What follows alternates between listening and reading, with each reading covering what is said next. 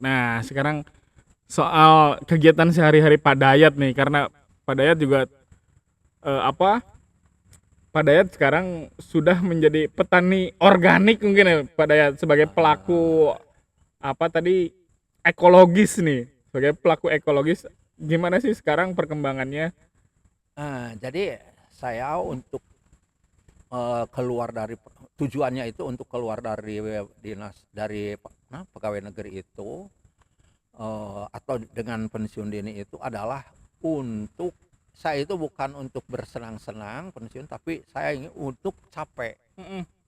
Karena begitu pensiun saya itu langsung saya terjun ke lapangan gitu, langsung mempraktekkan apa ya ilmu-ilmu yang ada atau temuan-temuan yang ada, bahkan menggali lagi sebetulnya apa yang harus disampaikan atau diketahui oleh para petani secara umum gitu. Karena sekarang petani itu sampai sekarang juga masih ketergantungan kepada Pestisida dan alat obat-obat kimia lainnya ya Pak ya? Iya, pokoknya segala macam sekarang sudah ketergantungan. Oke, padahal jadi petani yang baik itu adalah menggunakan kompos tadi ya, organik ya, Salah satunya. salah satunya. Jadi boleh dijelaskan nggak sih soal keseluruhannya? Tadi kan salah satunya. Boleh dijelaskan nggak Iya. keseluruhannya seperti apa sih petani yang baik ini? Itu kan yang diperlukan, yang sekarang dikeluarkan oleh petani ke lahan untuk itu. Pertama benih. Yang kedua tenaga kerja. Yang ketiga pupuk. Yang keempat air. Yang kelima hama. Mungkin lah banyak lagi ya sekarang pasca panennya juga gitu. Itu sangat ini sekarang udah dipengaruhi oleh dari pihak luar. Makanya sekarang saya ingin perlu dijelaskan ini. Pertama benih. Benih ini benih padi dulu itu benih padi itu di petani itu sangat banyak sekali yang namanya benih lokal. Sekarang sangat sulit untuk ditemukan Benih-benih lokal ini benih Pak? lokal itu. Saya sekarang ingin sekali membutuhkan benih lokal, sangat sulit di sini. Kenapa kok hilang? Karena ikut campurnya pemerintah dalam bilang benih itu bukannya untuk melestarikan Benih-benih lokal? benih-benih lokal, justru mematikan, justru tahu kemana itu benih lokal diambilnya. Justru sekarang itu misalnya di waktu itu diawalinya itu dulu itu dengan PB 35. Apa tuh Pak? PB 5. Apa tuh? Varietas baru itu dulu itu di zaman revolusi hijau itu diharuskan nanam PB 5, PB 36 yang sangat perah itu, tapi hasilnya tinggi karena harus dikejar produksi. Waktu itu sangat berhasil Pak ini waktu itu dengan itu, karena tanah masih subur, segala macamnya masih bisa di kembangan air segala macam itu masih. Sekarang hilang.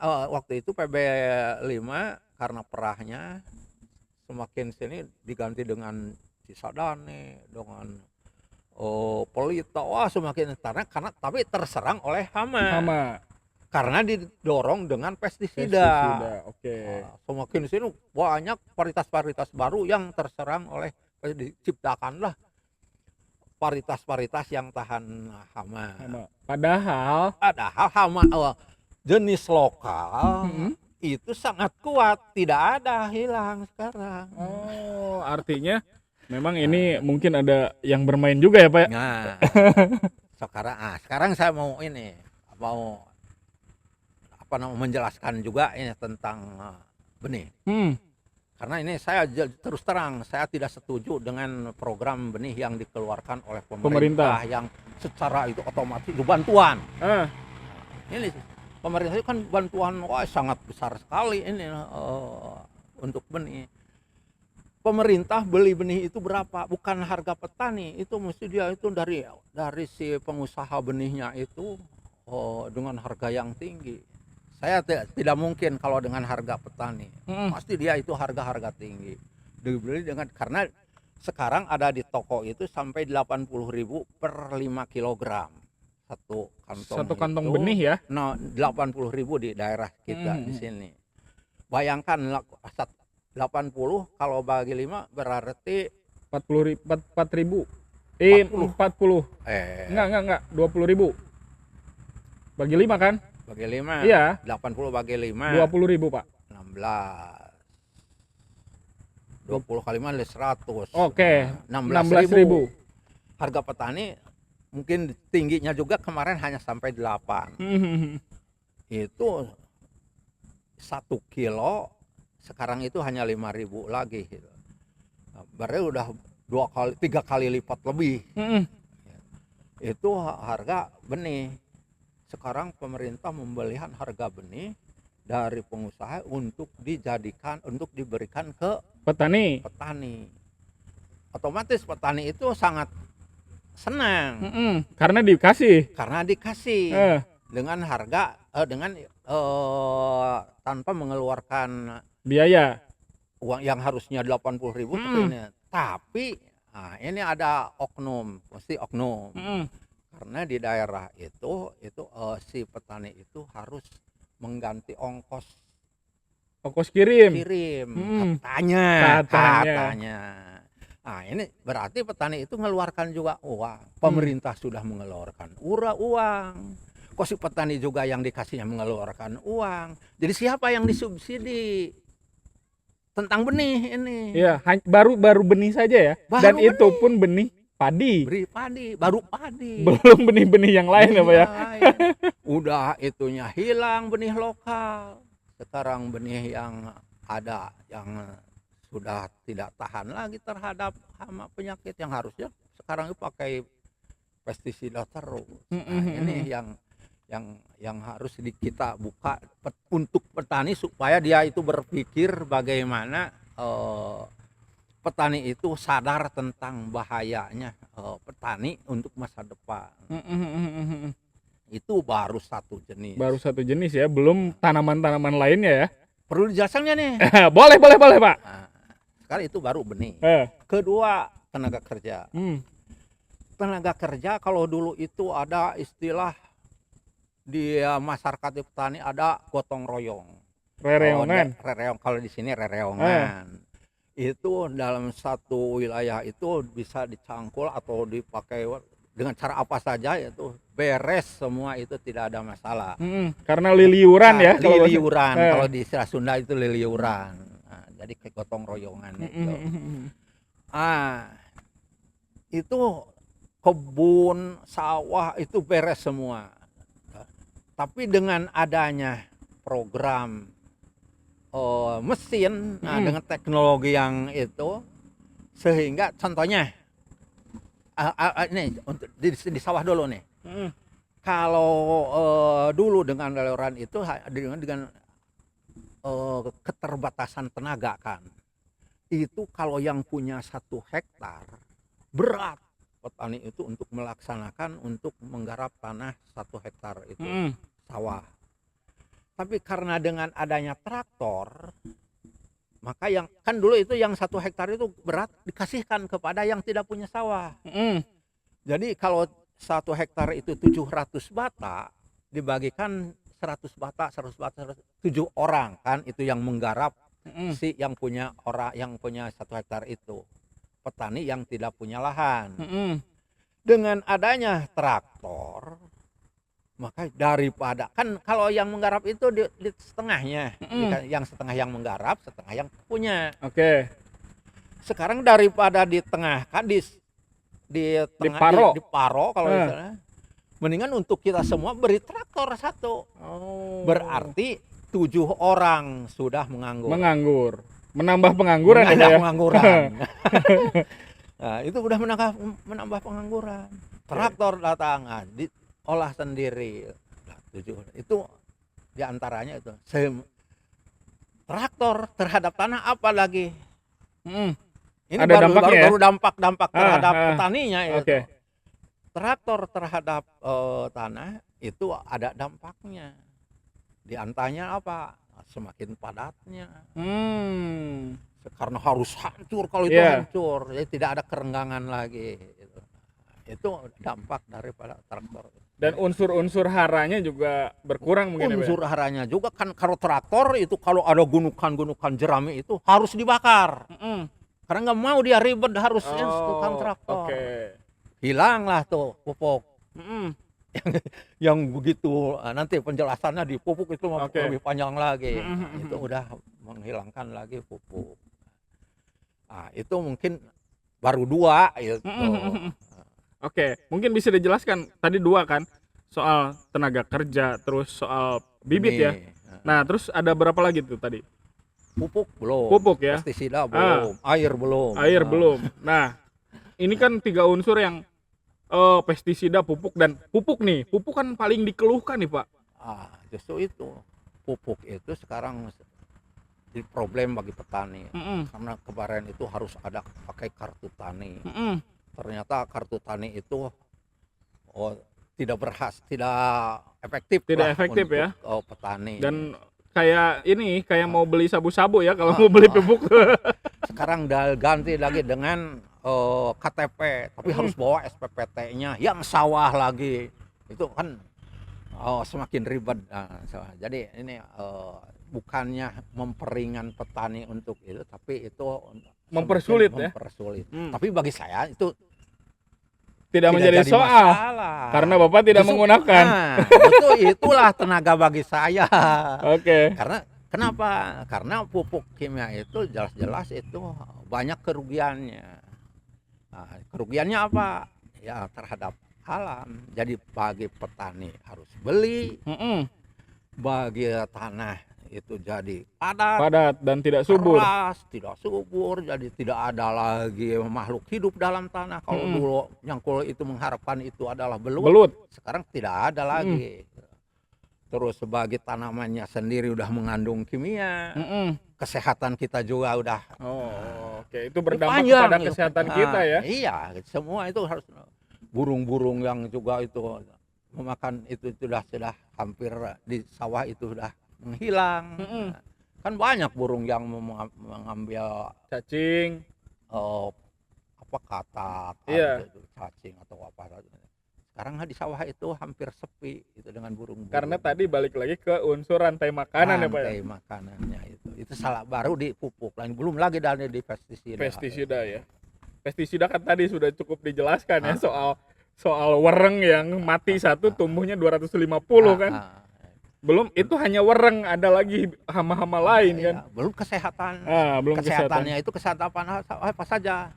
Kesehatan si pelaksananya, petani, kesehatan lingkungannya, air tercemar sehingga ikan-ikan yang ada di sungai-sungai tidak ada lagi. Kesehatan tanahnya, cacing-cacing sudah tidak ada lagi. Kesehatan udara, sekarang udah angin semakin ini sangat banyak sekali. Banyak ya faktor-faktor dampaknya yang merugikan bagi. Nah, kita nabrak lagi nih soal apresiasi Pemkab Pangandaran keluarkan Perda Perlindungan LP2B. Apa sih LP2B itu?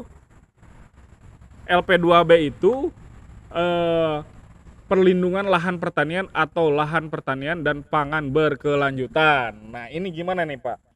Bagi saya mungkin itu kalau memang perlu tidak jadi masalah. Karena masyarakat juga perlu berlindung di rumah gitu yang layak. Gitu. Hanya mungkin pemerintah bisa menempatkan di mana rumah-rumah harus dibangunnya.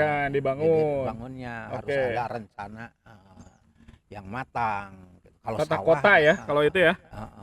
Karena sekarang juga terus terang petani itu mengeluhnya apa? Banyak sekarang lahan-lahan pertanian yang terlantar.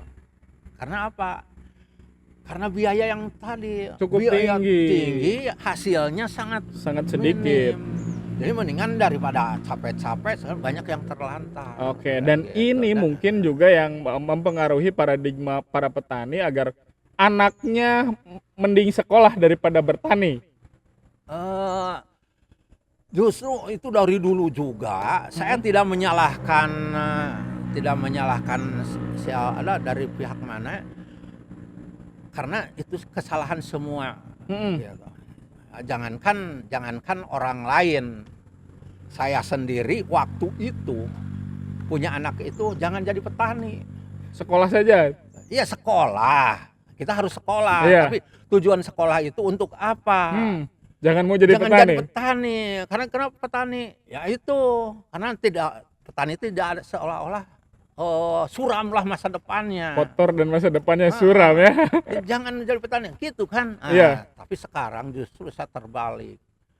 Harusnya bukan hanya petani, semua itu harus, karena perlu makan. Sekarang yang diutamakan itu adalah pangan. Makanya sekarang ciptakan kalau bisa pemerintah itu bagaimana supaya orang-orang itu semangat untuk jadi petani. Ya, sekarang itu sudah tidak ada semangat lagi untuk jadi petani. Jangankan orang lain, petaninya sendiri sudah tidak mau dan petani. tidak semangat ya. Punya anak jangan jadi petani lagi. Kapan mau ada yang jadi? Sehingga sekarang itu petani itu jadi musibah hidup. Jadi Karena tidak ada pekerjaan lagi, akhirnya jadi petani. Musibah itu. Oke.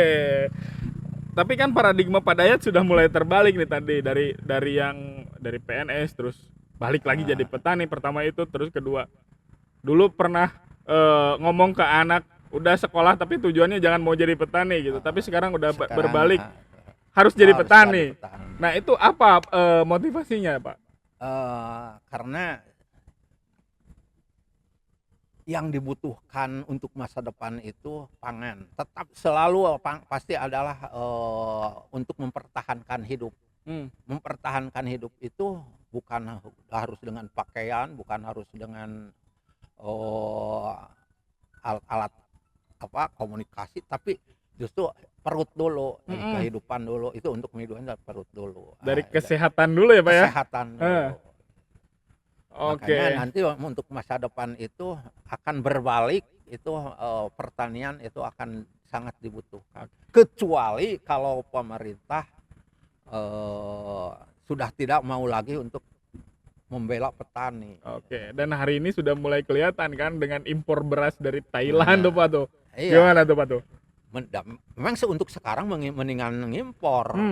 Kenapa mending impor? Contohnya yang sudah ada aja sekarang, daripada memungut padi yang ada di sawah gitu, yang biasa buruh panen. Sekarang kan sudah sulit untuk buruh panen juga. Mendingan kita nunggu bantuan dari pemerintah beras yang sebulan sekali udah datang. Lebih enak ya? Lebih enak. Nggak usah kerja. Udah kerja, udah duduk aja di rumah udah. Kenapa harus capek-capek buruh kepada orang lain? Jadi di sini, jadi mau kemana ini arah pemerintah terhadap para petani atau para masyarakat kecil?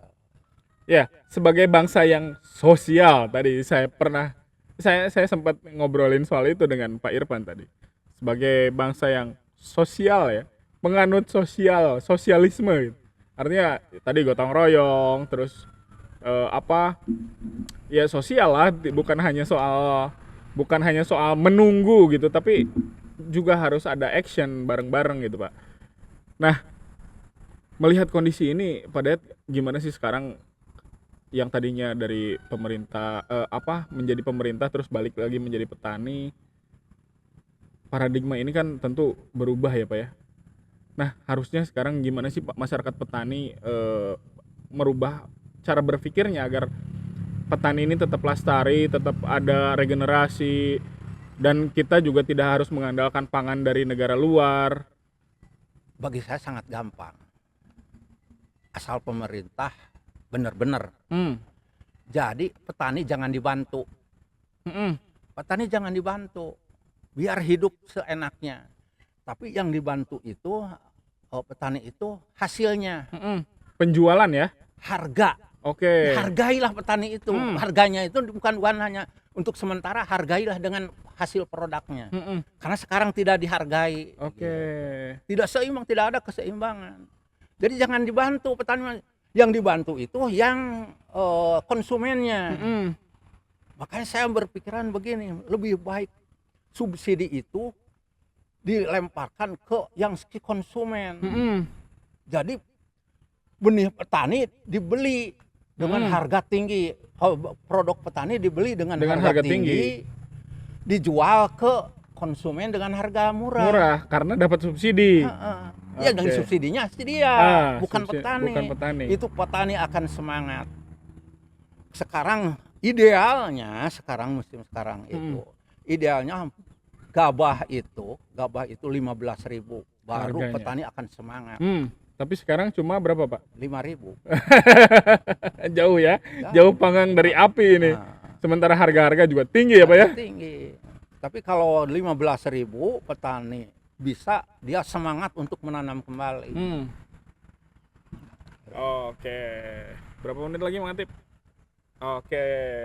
Ampun Pak, jangan Pak. Kita hanya ngobrol di sisi kebun saja. Walaupun judulnya tadi judulnya siniar tabrak ya, nabrak-nabrak dikit lah.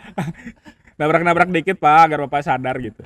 Oke, terima kasih. Selamat sore. Assalamualaikum warahmatullahi wabarakatuh.